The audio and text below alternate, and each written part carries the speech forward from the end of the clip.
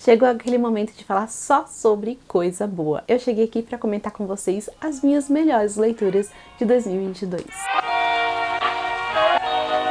Olá, viduzidos! Tudo bem com vocês? Eu sou a Gisele e esse aqui é a Ambição Literária. Eu tava com saudade de aparecer aqui pra vocês. 2022 aí foi um ano bem diferente, foi um ano que eu li menos, e isso se refletiu também aqui no canal e a forma como eu crio conteúdo literário, né, aqui na internet. Eu li menos, eu tô num momento assim muito mais tranquilo, de desacelerar um pouquinho, e não é coincidência então que o canal também vem passando por um momento diferente, né? Eu tô focada um pouquinho mais em falar sobre as minhas leituras de forma geral lá no Instagram, e aqui eu compartilho então o meu podcast, assim como lá no Spotify também, que é um conteúdo um pouco mais dedicado, né, a algumas obras. Estou no começo ainda desse projeto, não sei se vocês estão acompanhando, mas eu estou empolgada.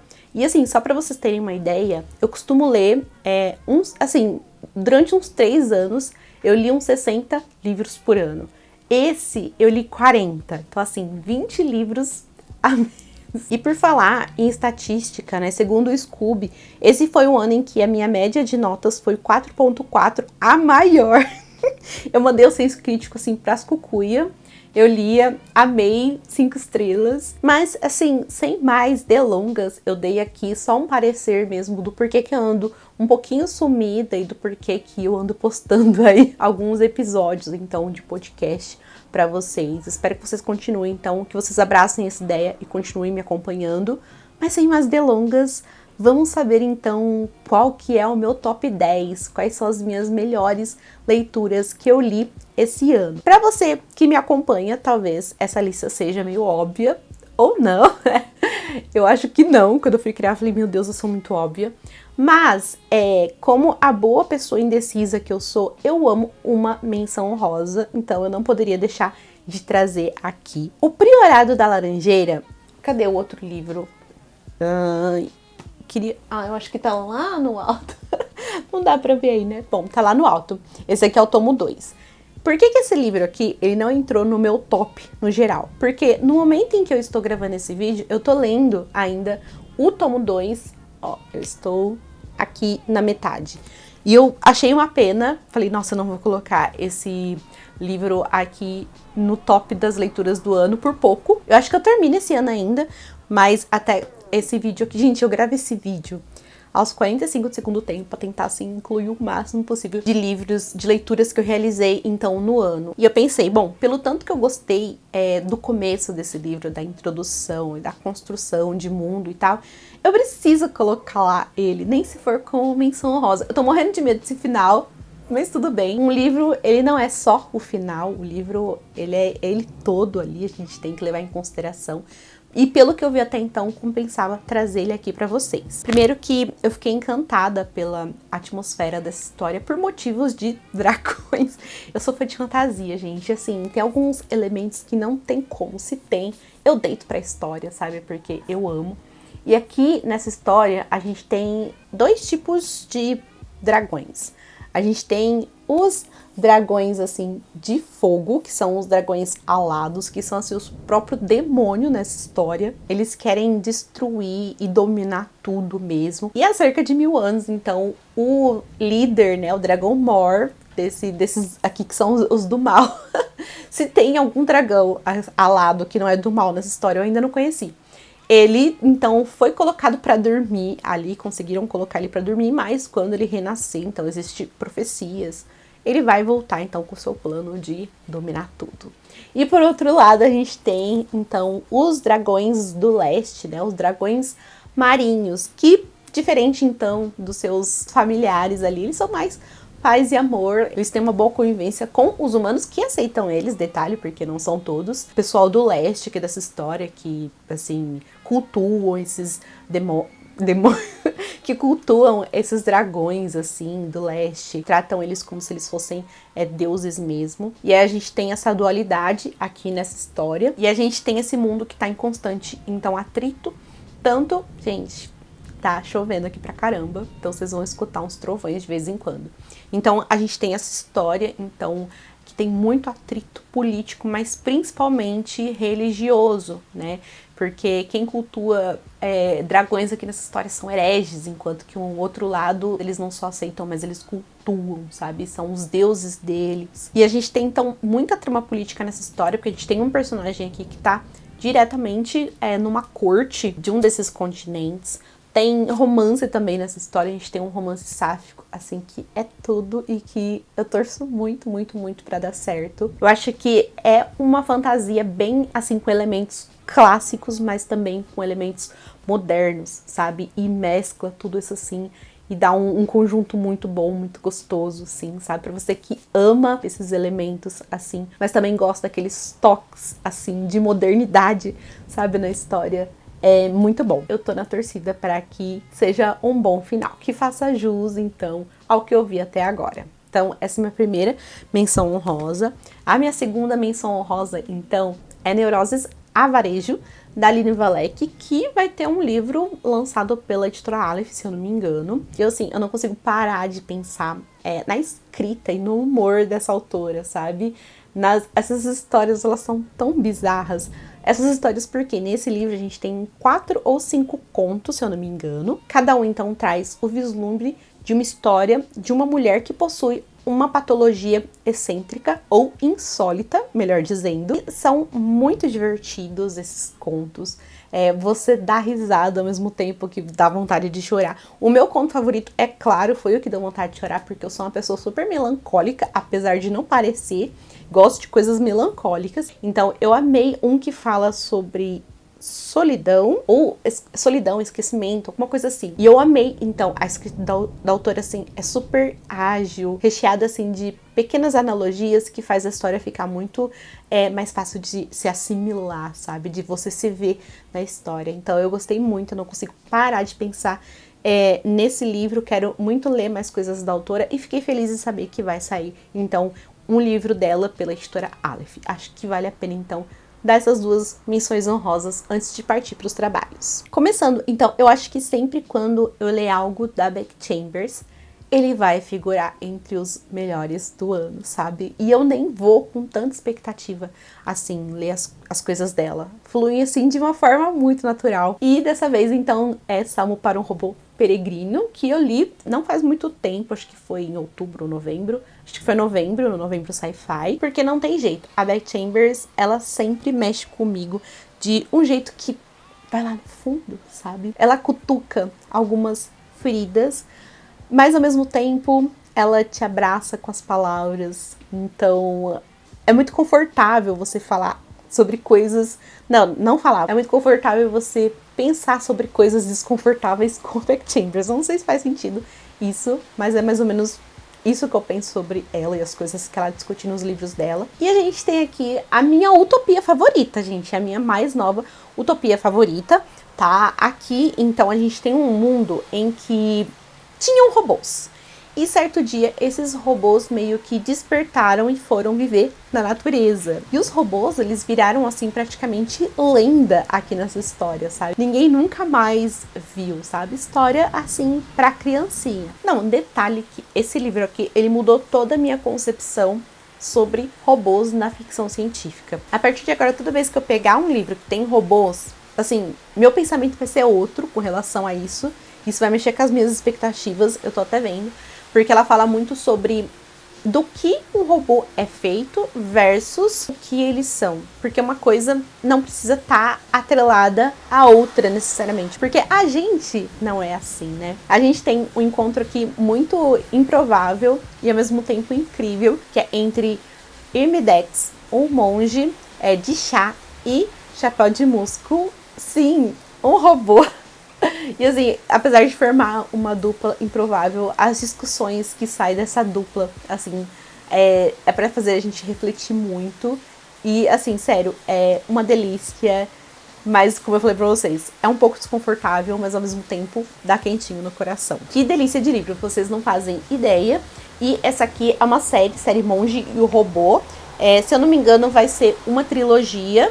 E já tem o segundo livro lançado lá fora. Eu tô ansiosa para ter a continuação aqui também. Então, gente, sério, que delícia de livro. Se vocês puderem, leiam. Ia super curtir. Eu já tive a oportunidade de falar pra vocês sobre Eu, Tituba, no vídeo de Halloween, se eu não me engano, sobre livros com bruxas. E ele precisa estar aqui também, gente, porque como esse livro me fez pensar, sabe?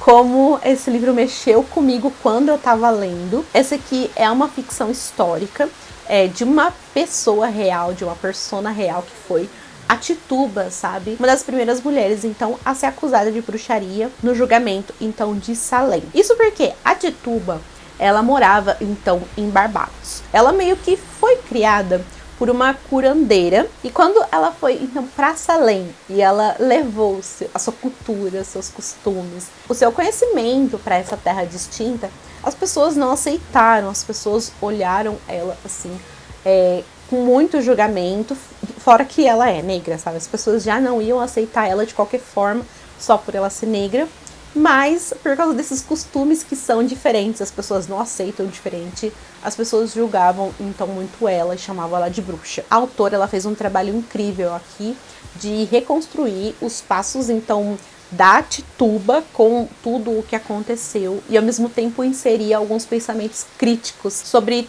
tudo o que aconteceu, o que vem acontecendo até hoje. E lá essas pessoas não tinham ideia que ia acontecer tudo isso, né? Por exemplo, é muito triste a gente ver, então, os ingleses, os estadunidenses, os espanhóis, enfim, expulsando pessoas, assim, das suas terras, matando, escravizando. E aí a gente tem algumas pessoas que ficam com esperança, sabe?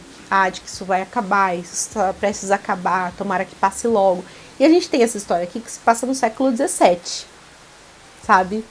Ou seja, tinha aí mais de centenas de anos ainda de muito sofrimento envolvendo, então, essas pessoas. É muito triste, sabe, gente? Meu coração, ele foi martelado com essa história diversas vezes, mas é uma história que é muito necessária, sabe?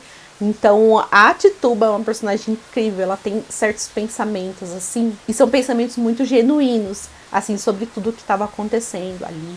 E como os negros estavam, então, sendo tratados nesse período também.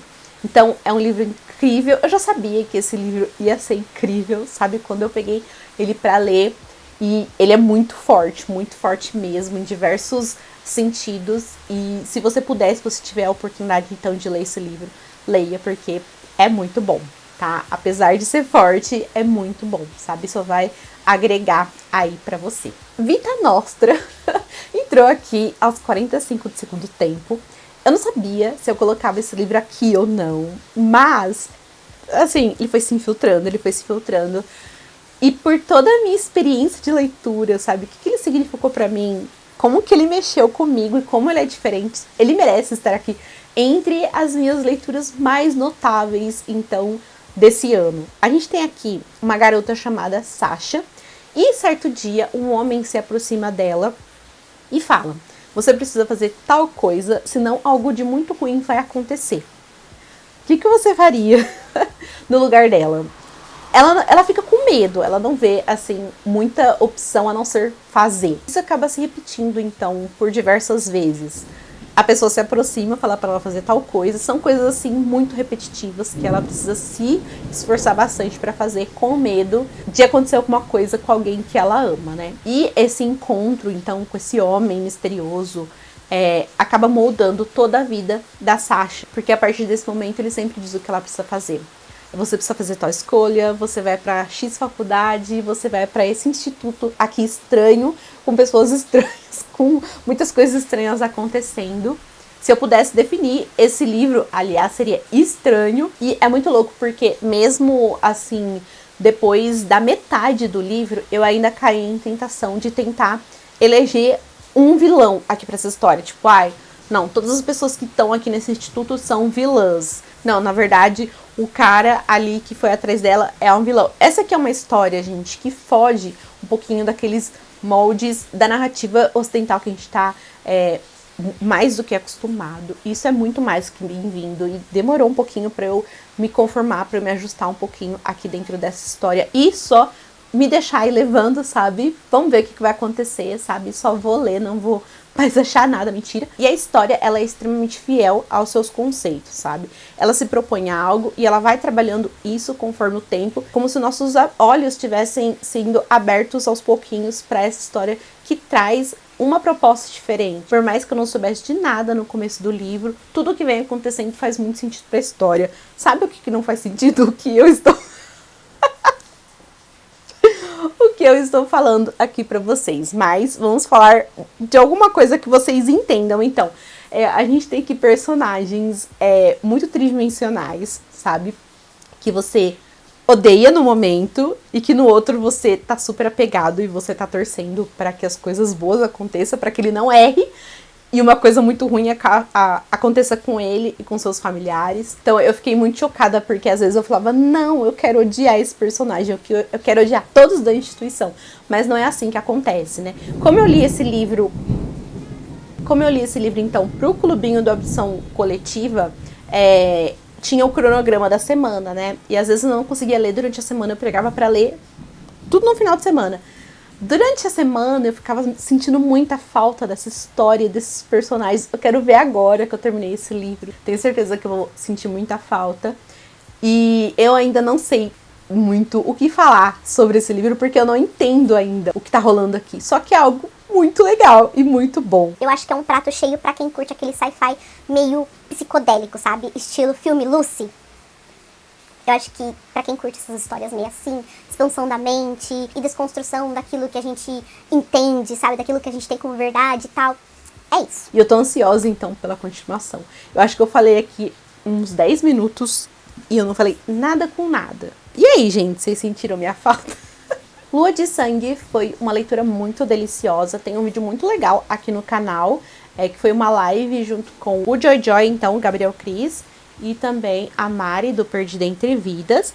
E assim, gente, esse livro aqui, eu confesso pra vocês que eu não esperava muita coisa dele. Primeiro que ele não tem tanto hype. Segundo que é o primeiro livro escrito da N.K. Jemisin. Então assim, falar que eu não esperava muito é exagero, porque é a mulher, né, gente? Mas eu não esperava tanto. E esse livro, ele é muito legal. A gente tem aqui uma história recheada, tão completinha, sabe? É uma história baseada, então, no Egito Antigo. É uma alta fantasia, se passa, assim, num mundo completamente inventado, mas tem ali uma base forte no Egito Antigo. Como funciona a crença das pessoas, como que a compreensão, então, do mundo aqui para elas. Aqui a gente tem, então, uma sociedade que chama o Retawa. É uma sociedade dos servidores de Ananja, a deusa dos sonhos, que são responsáveis, então, por curar pessoas doentes, acalmar o espírito de algumas pessoas também e coletar pessoas corruptas, né? Pessoas más. É você matar a pessoa, então, que não tem o direito da vida por ser corrupta. Eu sei que é muito estranho isso. Quando eu comecei a ler, eu lembro que eu me perguntei, tá, gente, mas quem define se uma pessoa é corrupta ou não, sabe? É uma grande responsabilidade, é um negócio muito estranho mesmo. E justamente quando eu comecei a ler essa história, logo no começo a gente tem uma morte ali muito estranha. E tudo indica que o próprio Retawa, essa grande instituição, então, também é corrupta. Então, se a corrupção vem de cima, como lidar, né? Então, eu adoro os costumes e a cultura do Egito Antigo. Aqui vem muito forte mesmo. É muito legal como a autora trabalhou tudo isso aqui. Toda a cultura e o sistema de magia está conectado, então, com a natureza, com a lua. A gente tem 2 luas aqui, com o sagrado feminino. A gente tem, inclusive, o mundo dos sonhos, que também tem um pezinho ali no Egito Antigo, mas também a autora se baseou muito no próprio Freud para criar o mundo dos sonhos aqui. Então, gente, é muito, muito legal essa história. Não vejo muitas pessoas falando sobre, mas olha, é super curtinha e super recheadinha. Faz parte de uma duologia. E o segundo livro, então, vai ser publicado, então, no próximo ano pela editora Morro Branco. Então, eu amei essa experiência e acho que não poderia deixar de trazer aqui pra vocês nessa conclusão do ano. Chegamos ao meu top 5. Ninguém rela no meu top 5, gente. Minhas leituras maravilhosas, assim, perfeitas sem defeitos. Eu acho que eu não tinha muita ordem ali. Eu coloquei algumas leituras que eu gosto, mas esse top 5 é definitivamente o meu top do ano, sabe? Então, só vamos. Piranesi ganhou o meu coração, sabe? Eu até brinquei lá no Instagram. Se você chegasse e perguntasse pra mim qual livro desse ano que você escolheria, então, pra poder reler como se fosse a primeira vez, sabe? Com todas as sensações, primeiras sensações, então, que você teve de novo. E com certeza seria Piranesi, sabe? Esse é um livro, gente, muito simples e que até hoje eu falo como que ele me enfeitiçou, sabe? Eu não consigo explicar o porquê que eu gosto tanto desse livro. Eu gosto muito da atmosfera que a autora criou, sabe? Eu amo a vibe dessa história, de você tentar desvendar os mistérios dela a cada página, sabe? O mundo aqui ele é resumido a uma casa com C maiúsculo, porque essa casa é um mundo. E essa casa tem muitos salões e muitas estátuas assim gigantescas, imponentes. A gente tem também um mar muito tempestuoso aqui, né? A gente escuta as ondas quebrando assim e a maré sobe aqui nessa casa. E a gente tem um morador solitário que é chamado de Piranesi. E ele é um morador muito metódico, graças então a esse olhar crítico, esse olhar organizado. Então a gente começa a compreender um pouco sobre essa casa e as suas estranhices. Como que o mundo cabe dentro de uma casa, sabe? Como que aqui a gente só tem um morador. A gente tem dois, mas o outro a gente não vê muito, a gente não sabe muito sobre ele. Então existem alguns mistérios, a gente fica um pouco fascinado em saber como que essa casa ela funciona, mas ao mesmo tempo tem muitas coisas que remetem a um mundo comum. Por exemplo, as estátuas, diversas estátuas e as situações assim, que a gente vê elas encenadas. Então, ou seja, alguma coisa que precisa fazer sentido. E aos pouquinhos vai fazer sentido, sabe? Então, eu amei essa vibe de mistério, esse enigma e essa casa silenciosa, só com os barulhos do mar, assim, sabe? E, gente, eu tô chocada com a quantidade de livros pequenos que tem nessa lista. Eu acho que nunca antes tiveram tantos livros pequenininhos. Geralmente tem uns calhamaços aqui, né? Mas calma que tá chegando a vez do calhamaço já já. E apesar de pequenininho, é um livro perfeito, sabe? Perfeito, gente. O final é maravilhoso. Tem o tempo que precisa ter, assim. É muito redondinho esse livro aqui. E ele me pegou demais, assim. Tem meu coração e tá aqui no meu top 5. Eu amo a minha experiência com A Guerra da Papoula. Porque por mais hype que esse livro tenha, eu não sabia nada sobre ele, sabe? Eu comecei a ler sem saber absolutamente nada e cada página foi uma surpresa. Isso fez toda a diferença, eu acho, para minha experiência de leitura. A única coisa que eu sabia era um pouco da história ali da China, assim, a história mais do século XX, os embates ali com o Japão, as guerras do ópio. Isso eu sabia um pouquinho, tava um pouquinho fresco na minha cabeça. E também foi interessante porque essa aqui é uma ficção histórica. E aqui a gente conhece uma personagem chamada Rin, que não tem perspectiva de futuro. Ela é uma órfã de guerra, os tios não têm apreço por ela. Se depender deles, então ela vai ter o pior futuro possível. E ela precisa mudar ali essa situação se ela quiser ter um futuro diferente. Gente, eu adoro a Rin. Esse livro aqui, gente, é a Rin, tá? A gente tem outros personagens interessantes aqui nessa história, mas esse livro é a Rin, é da Rin. E eu gosto dela porque ela é uma personagem que ela não é escolhida, sabe, de uma história. Ela não é uma heroína, assim. Ela é uma personagem que ela foi atrás do destino, pega o destino pelo pescoço e fala, vem cá, porque você vai me escolher, eu quero ser escolhida dessa história. E assim ela segue, então, até as últimas consequências pra mudar o seu destino. É o típico personagem cinza, não é aquele personagem bonzinho, nem aquele personagem mal. Ela fica no centro, assim, porque as suas motivações são um pouco duvidosas, apesar de eu ser time Rin e eu estar, assim, do lado dela. Passa até alguns planos, assim, para as coisas que a personagem faz. O problema é que ela quer poder, né? Poder é uma coisa que ela nunca teve.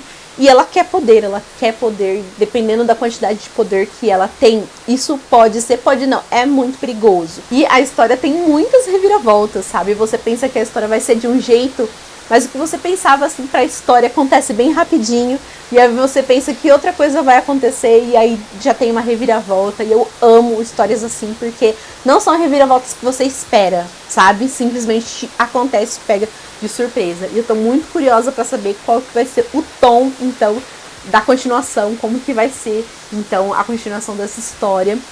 A gente já tem, acho que vai sair agora no primeiro semestre, então a editora Intrínseca já falou. E tá aqui, gente. Ele é, sim, tudo aquilo que as pessoas falam que é. Finalmente chegou o momento de falar sobre Devoradores de Estrelas. Acho que vocês estão até um pouco cansadinhos de me escutar falar sobre esse livro aqui, porque toda oportunidade que eu tenho de falar sobre ele, eu falo. Isso acontece com outro livro aqui dessa lista também, vocês vão ver. Esse livro aqui, ele me proporcionou uma experiência super completa, sabe? Se chorei ou se sorri, aquelas... Não, eu acho que assim... Se eu sofri, se eu chorei, ou se eu fiquei com expectativa, se eu senti medo, esse livro aqui, ele me proporcionou tudo isso, sabe? Foi uma montanha russa de sentimentos. E no final, eu fiquei feliz, sabe? Com o coração quentinho, um pouco coração apertado também. Mas, gente, é uma jornada esse livro aqui. E eu amei. Imagina só você acordar num certo dia e você tá numa nave espacial sozinho, sabe? Em meio ao espaço, sem saber como você foi para lá, porque você tá com amnésia. E assim a gente acompanha, então, eu esqueci do nome desse personagem. O Dr. Grace, então, acorda e se vê nessa situação. E assim, dá muito medo e é muito desesperador essa situação, mas ele vai levando até com certa calma. O subconsciente dele sabe como agir nesse momento e ele vai aos pouquinhos, então, descobrindo o que ele precisa fazer e também tendo acesso às suas memórias. Esse aqui foi o meu primeiro contato, então, com esse autor, que é o Andy Weir, o mesmo autor de Perdido em Marte. Comecei, então, com o pé direito. E a gente tem também aqui um personagem que é, assim, incrível. Acho que entraria facilmente no meu top de melhores personagens se eu fosse fazer.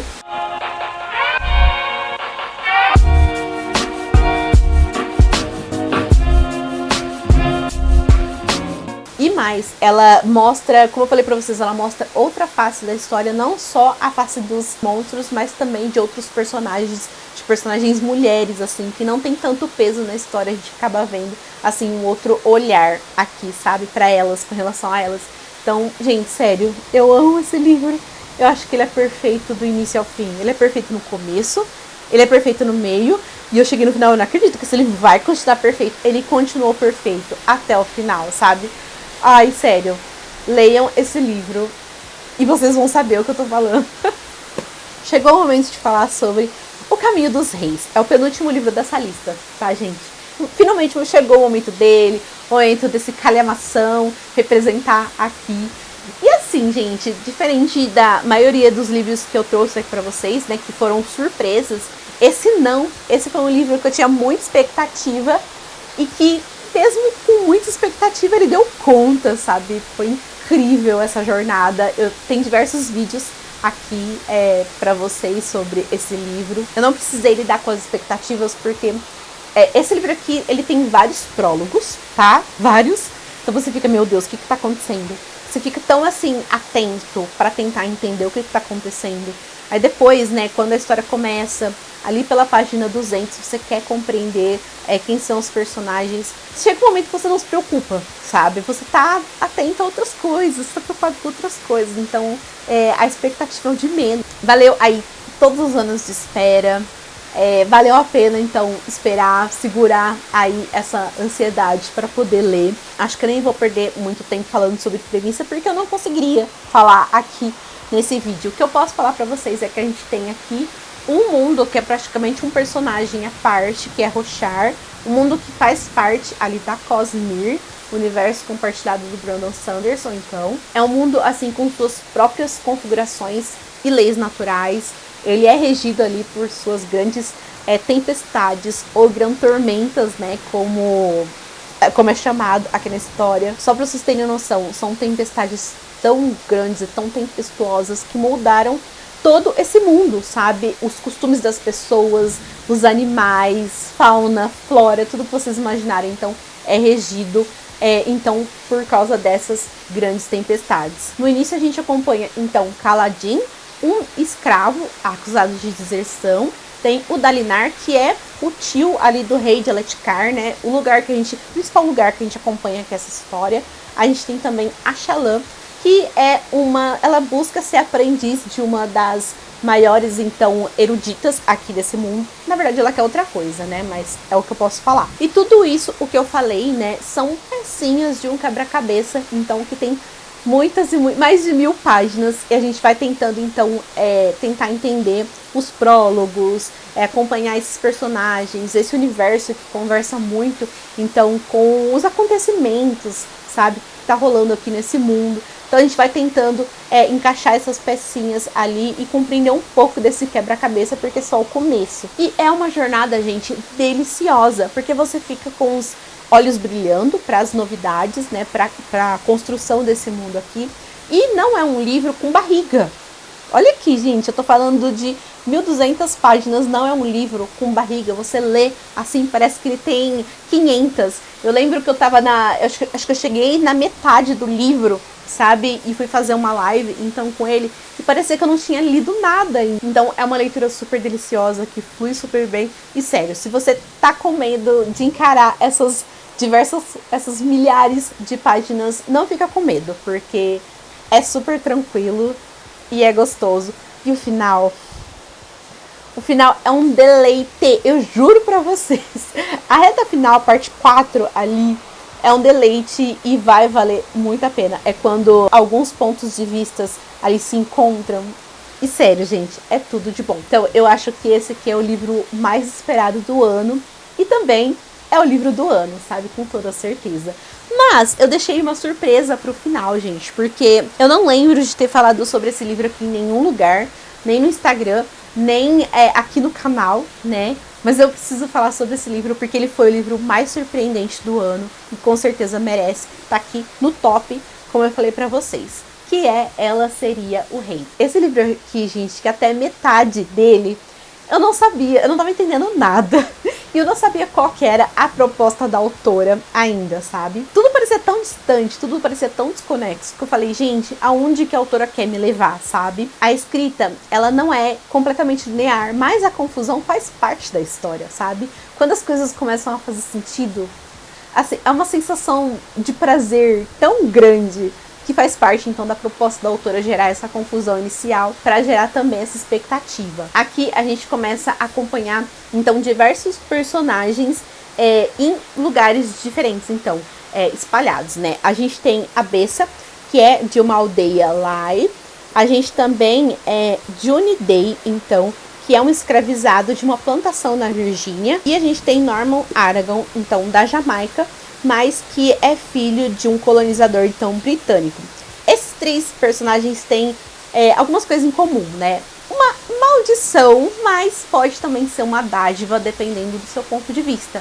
E esses 3 pontos de vista vão convergir ali no nascimento, né, na fundação da Libéria, porque esse livro também é uma ficção histórica. O narrador também é um personagem dessa história. Eu descobri como ele se torna um narrador aqui também é incrível, gente, sério.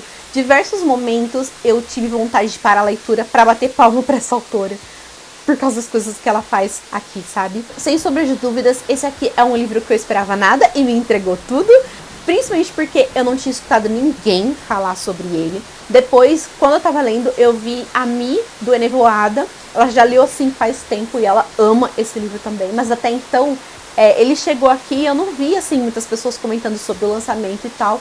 Então me pegou completamente de surpresa. Ele é um livro difícil, sabe? Porque mexe com feridas que ainda não foram cicatrizadas pra gente. Mas, assim, tem algumas partes fortes que eu li, assim, desse jeito. Eu li pulando, sabe? Não tem jeito. Mas, mesmo assim, gente, sério, que livro incrível. Foi o livro que eu li chocada, sabe? Porque ele é maravilhoso. E dessa forma eu encerro, então, aqui com chave de ouro. E eu tô muito feliz de finalmente falar sobre esse livro aqui pra vocês, porque eu não tinha comentado ainda em lugar nenhum sobre ele, sabe? Ufa, acabamos, gente. Eu acho que eu tô aqui há mais de 1 hora, falando desses livros maravilhosos. Ainda bem que é só coisa boa. Não, eu não sei se eu conseguiria estar até aqui agora, tá? Esse, então, é o meu top 10 com menções honrosas. Aí ficaram alguns livros de fora, sabe? Mas eu falei, meu Deus, vai ficar muita menção honrosa, então eu preciso me abster ali a 2 menções honrosas e a esses livros. Mas ao mesmo tempo foi um ano que eu realizei muita leitura boa. Então continua me acompanhando. Me acompanha lá no Instagram, vai me acompanhar no Twitter, onde eu falo mais sobre as minhas leituras. Me acompanha também no Scoob. Tem tudo aqui, os links na descrição, que é onde eu sempre tô falando um pouquinho sobre as minhas leituras. Voltei a postar no blog também. Enquanto que pro YouTube, então, eu vou reservar para fazer alguns vídeos mais esporádicos, mas trazer, então, o meu projeto do podcast aqui. Espero que vocês, então, embarquem nesse momento diferente, então, aqui do Abdução Literária. Quero saber também como foi o ano de vocês, sabe? Se vocês leram muita coisa boa, se vocês ficam igual eu, assim, indecisos para saber qual leitura eleger, assim como as favoritas. Conta aqui nos comentários qual o seu top 5, top 3, top 10, se você conseguir, né, eleger a melhor leitura do ano, qual foi. Vamos conversar aqui nos comentários, porque eu sempre adoro conversar aqui com vocês. No mais, boa passagem de ano para todos vocês. 2023 promete que seja um ano incrível para todos nós. Não esqueça então de conferir se você é inscrito, ativa o sininho para receber as notificações, deixa também um like se você gostou do vídeo e compartilhe com os amigos. Até o próximo!